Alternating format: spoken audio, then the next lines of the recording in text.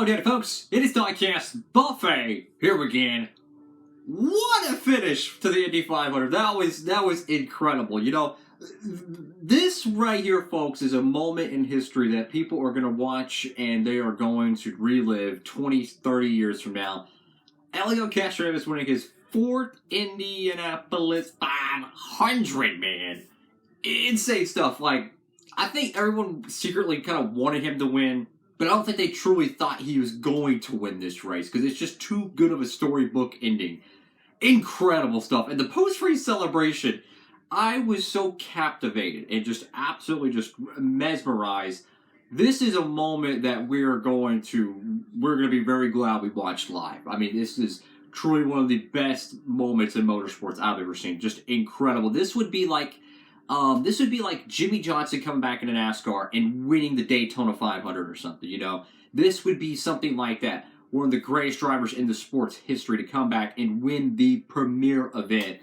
It is incredible. And talk about an awesome pass for, you know, I thought the 10-car Palou was going to have, he had it, right? He got around the 06 car and sure enough, he was just kind of laying back a little bit. Some kind of like restrictor plate tactics where you might lay back a little bit so you can try to, you know, the next lap you might be able to get a good run.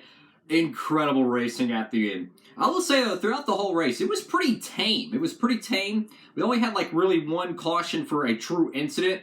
A lot of it was kind of pit road mishaps, which they were pretty sloppy getting on pit road.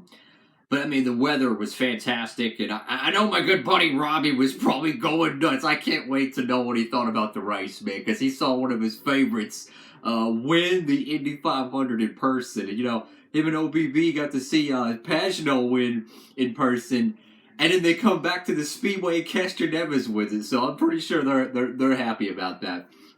There was so much parity, though, throughout the front of the race, and I think this is something that is just so amazing about the Indianapolis 500 and, you know, the Daytona 500, the premier event. It always brings the best out of everybody across the freaking board.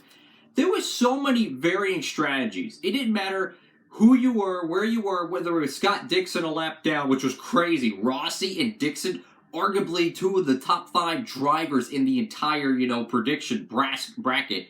They were taken out pretty well early because of the whole pit stop, you know, fiasco there. But it just seemed like there was so many different drivers. Whether it was VK, it didn't matter if it was Sato up there for a little bit. Oh my goodness, Connor Daly had a great run. There was so many variable strategies. So while we didn't see a lot of cautions that produced restarts and all that, just the natural, okay, let's get off sequence. You could have probably wrote 7 or 8 different pitch strategies everyone was scattered across. It was incredible. The finish of the race, though, I mean, with 15 to go, you could just kind of feel something crazy was going to happen. And sure enough, Castroneves freaking wins it. Incredible stuff. That diecast, though, that Indy 500 diecast, holy cow, that is going to be one incredibly popular diecast, my dude.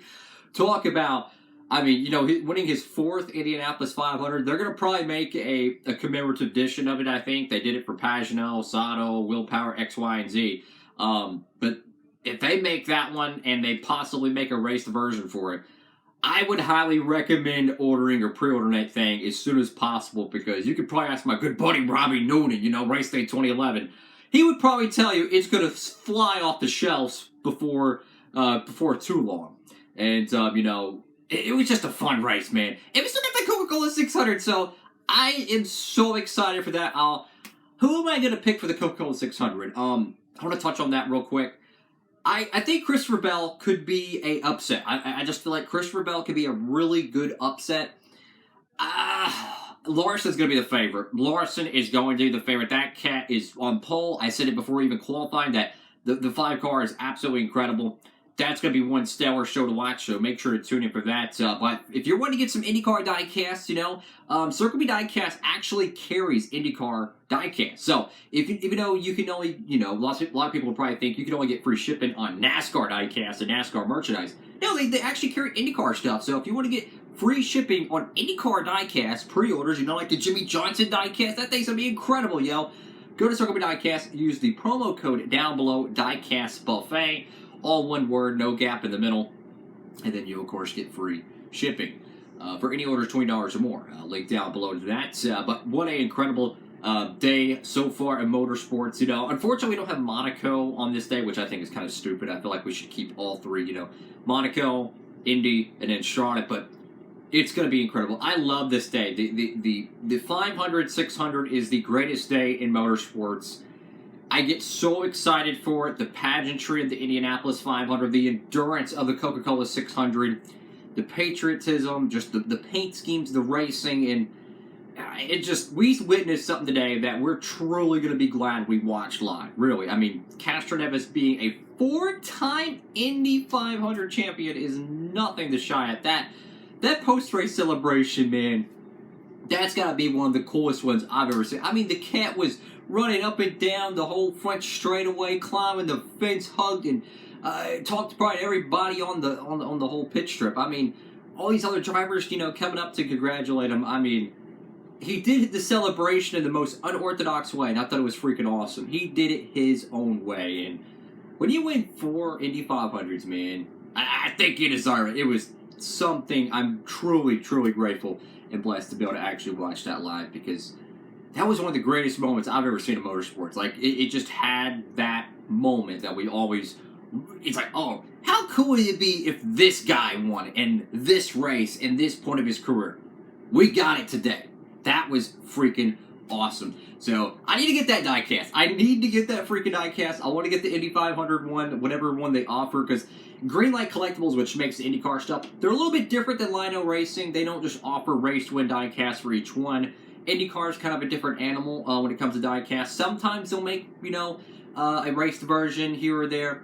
Most of the time they don't. I'm going to see how that goes. Robbie Noonan would probably know more about it than I do. But I tell you what, man, if they do make a Indy 500 race to win, or they make the commemorative edition, either or, that thing is going to be super popular, man. And can we get some love for the paint scheme, too? My God, the pink, which is like almost like a neon pink, and the black. It just, I'm looking at the AutoNation diecast for last year for Alexander Rossi, and it's just, ooh, that pink on that car looks fantastic. What did y'all think about the Indianapolis 500? Who is your prediction for the race? Mine was, well, I picked Colton Herta. Hey, it wasn't that bad, though. It wasn't that bad. You know, he qualified up front. He had a pretty good race going. It just, I felt like the cream kind of rose to the top at the end. There was so many pit strategies, my dude. It was an incredible, incredible race. Tonight, though, I'll have my pick a little bit later, who I'm going to pick for the race. Might be the 5 car. Maybe. I don't know. Anyways, folks, thank y'all so much for watching. Hope you're having a fantastic day out there. And like I said, if you want to get some NASCAR diecast or IndyCars diecast, you don't want to pay for stupid shipping, use the promo code down below and you get some free shipping. A post-race reaction on the Coca-Cola 600 a little bit later tonight. Thank y'all so much for watching. Have a great one. Diecast Buffet, signing off.